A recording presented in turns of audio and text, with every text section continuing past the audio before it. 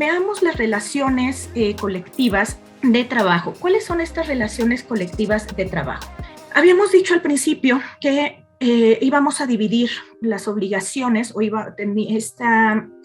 lo que la TAM pretende es, en ese marco de tanta información y de tanta obligación que está sujeta a una relación de trabajo, y por supuesto que la mayor parte, el 80% está, o el 85%, quizás 90% está hacia el lado del patrón, el cumplimiento está hacia el lado del patrón, tenemos que focalizarlos en dos ejes: las relaciones individuales y las relaciones colectivas. ¿Quiere decir que se deben de ver con focos o con miras distintas, con ojos distintos? No, tienen que estar vinculadas. Recordemos que una relación colectiva no es ajena a los derechos que se tienen de forma individual, pero tienen sus particulares muy especiales y hay que atenderlas. Y sobre todo con la reforma del 2019 que ustedes seguramente oyeron en medios y siguen oyendo, este tema de la votación, de la libertad sindical, de que tú puedes escoger el sindicato, que ya no pueden ser sindicatos de protección, que eso desapareció en México, bueno, ha creado un auge importante que es necesario estudiarlo a detalle, las relaciones colectivas de trabajo. Bueno, aquí también trato de ser muy ejecutiva, sin ser limitativa, porque hay muchísima información respecto a las relaciones y a los impactos de atender estas relaciones colectivas con los sindicatos, esta relación entre sindicato y patrón, que es la diferencia con la individual, en donde es trabajador con patrón.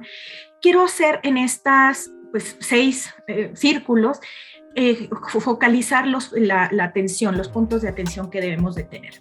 Cambios en contratos colectivos de trabajo, de la misma manera hay que actualizarlos. ¿Por qué? Porque hubo modificaciones a las obligaciones, modificaciones a los requisitos, hay que actualizar el contrato. Hubo prohibiciones, me permitiría mencionar una, la cláusula de exclusión, que estaba muy común en casi todos los contratos, por lo menos tengo ya varios años revisando contratos colectivos de trabajo y les puedo asegurar que en casi todos, yo creo que uno de muchos que he revisado, solamente no tienen la cláusula de exclusión. Y esta cláusula de exclusión ya está sancionada, ya está penada en caso de que tengamos el contrato, inclusive nos puede generar un problema muy, muy grave si conservamos esta cláusula. Por mencionarles algunas de por qué es necesario que, derivado de la reforma del 2019, hagamos una revisión, un análisis de nuestro contrato colectivo de trabajo, un diagnóstico para poder actualizarlo. Y por qué aquí también resulta mucho más relevante, porque en el caso del contrato individual de trabajo, pues es a la par, es trabajador con patrón.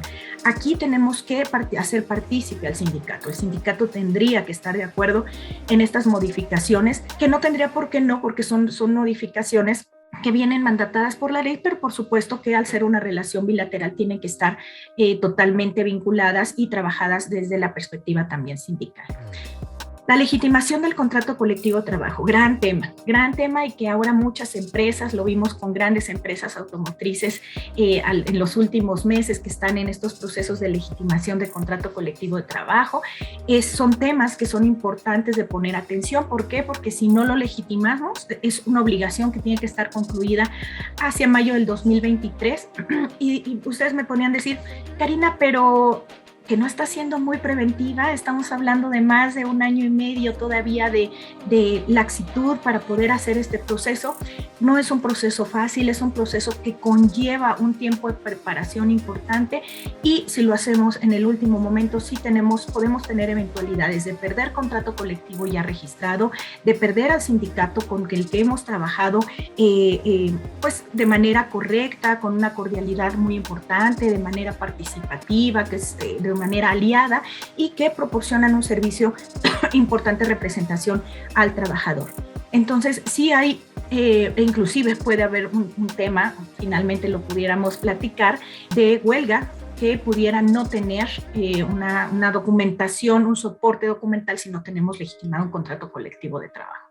Entonces, es importante, pudiera parecer muy en pláticas que doy de legitimación, la primera pregunta es, ¿por qué aventurarnos tanto? Falta 1 año y medio.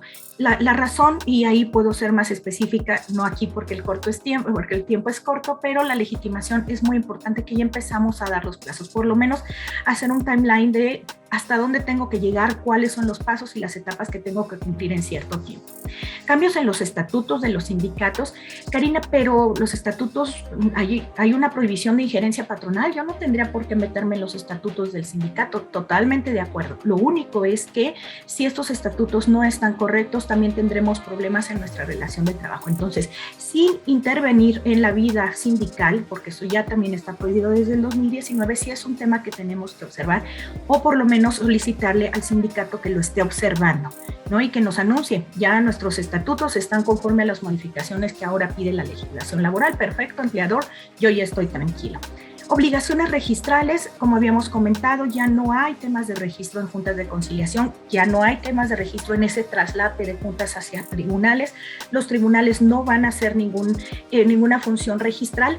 Esa función pasa al Centro Federal de Registro y Conciliación, Centro Federal de Registro y Conciliación, Registro Federal, perdónenme, y Registro Laboral. Ya no hay un registro en las juntas ni en tribunales, y esto es importante. ¿Por qué? Porque si bien los centros de conciliación, por eso se me lenguó la traba, los centros de conciliación sí va a haber conciliación local, sí puede haber, de acuerdo a la competencia, una conciliación en el centro local, el registro se federaliza. Solamente el Centro Federal de Conciliación y Registro Laboral es el que va a registrar contratos colectivos de trabajo, el que va a llevar los temas de legitimación laboral una vez que ya esté constituido totalmente. Esto ya sucedió hace un par de semanas, bueno, hace un poco más de un par de semanas, y es el que va a llevar también los registros o los depósitos de los reglamentos interiores de trabajo.